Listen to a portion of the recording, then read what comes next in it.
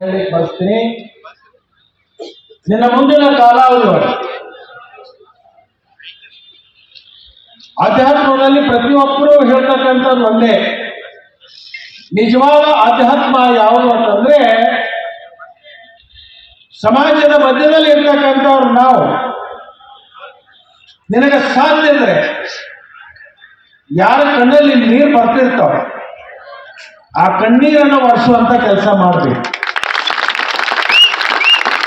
ಅದು ನಿನಗೆ ಸಾಧ್ಯ ಆಗದೆ ಹೋದ್ರೆ ನಿನ್ನ ಕೈಯಿಂದ ಇನ್ನೊಬ್ಬರ ಕಣ್ಣಲ್ಲಿ ನೀರು ಬರ್ತಕ್ಕಂಥ ಕೆಲಸವನ್ನ ನಿನ್ನ ಕೈಯಿಂದ ಆಗಬಾರದು ಅಂತ ಹೇಳಿ ನಾನು ನಿನ್ನ ತಂದೆಯಾಗಿ ಆ ಎಲ್ಲ ಗುರುಗಳ ಸಮಕ್ಷಮದಲ್ಲಿ ಇದೊಂದು ನಾನು ನಿನಗೆ ಕಿವಿಮಾತನ್ನ ಹೇಳುವಂತ ಕೆಲಸವನ್ನ ನಾನು ಮಾಡ್ತೀನಿ.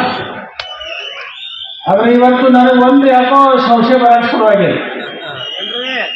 ಅವನ ಎಲ್ಲ ಸ್ನೇಹಿತರು ಮತ್ತೆ ರಾಜುಕಾಗೆ ಏನೋ ಕುಡ್ಕೊಂಡೇನೋ ಕುಟಾರಿ ಮಾಡಬೇಕಾರೇನೋ ಅಂತ ಹೇಳಿ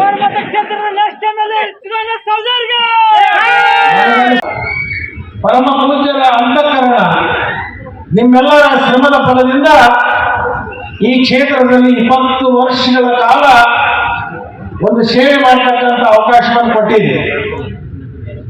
ನಾನು ಚಿದಾನಂದ ಸೌದಿಗೆ ಯಾವಾಗಲೂ ಹೇಳ್ತಿರ್ತೀನಿ, ನನ್ನ ಅನುಪಮ ಸ್ಥಿತಿ ಒಳಗೆ ನಾನು ಇರದೇ ಇರ್ತಕ್ಕಂಥ ಸಂದರ್ಭದಲ್ಲಿ ಯಾವುದೇ ಕಟ್ಟ ಕಡೆಯ ವ್ಯಕ್ತಿ ಇದ್ರೂ ಕೂಡ ಅವನಿಗೆ ಕಷ್ಟ ಕಾರ್ಪಣ್ಯ ಬಂದಂತ ಸಂದರ್ಭದಲ್ಲಿ ನೀನು ಮನೆ ಕಡೆ ಒಂದು ಕೂಡ ಲಕ್ಷ್ಯ ಹಾಕಲಾರದೆ ನಾನೇ ಸಂಪೂರ್ಣವಾಗಿ ಸಮಾಜಕ್ಕೆ ತೊಡಗಿಸಿಕೊಂಡಿದ್ದೀನಿ.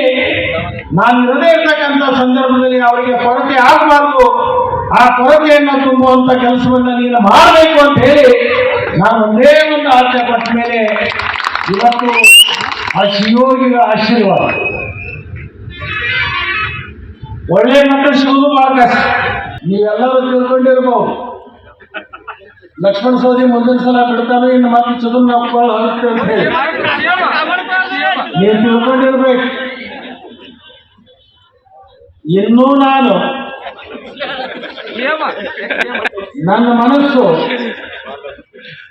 ಯಾವಾಗ ನನ್ನ ಶರೀರಕ್ಕಂತೂ ದೊಡ್ಡವಾಗಲ್ಲ, ನನ್ನ ಅಂತರಾತ್ಮ ಏನೈತಲ್ಲ ಆ ಸೂಕ್ಷ್ಮ ಶರೀರ ಅಂತಕ್ಕಂಥದ್ದು ಅದಕ್ಕೆ ಯಾವಾಗ ಧನು ಆಗತ್ತಲ್ಲ ಅವಾಗ ಜನರ ಸೇವೆಯಿಂದ ನಾನು ಹಿಂದೆ ಸರಲಿಕ್ಕೆ ಸಾಧ್ಯ ಅಂತಕ್ಕಂಥದ್ದನ್ನ ಈ ಸಂದರ್ಭದಲ್ಲಿ ನಾನು ಹೇಳಲಿಕ್ಕೆ ಬಯಸ್ತೀನಿ.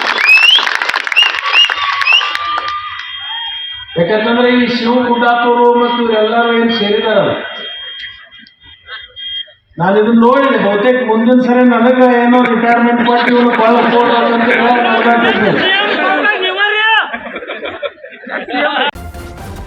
ನ್ಯೂಸ್ ಫಸ್ಟ್ ನಿರ್ಭೀತಿಯಿಂದ ನಿಮ್ಮ ಪರವಾಗಿ.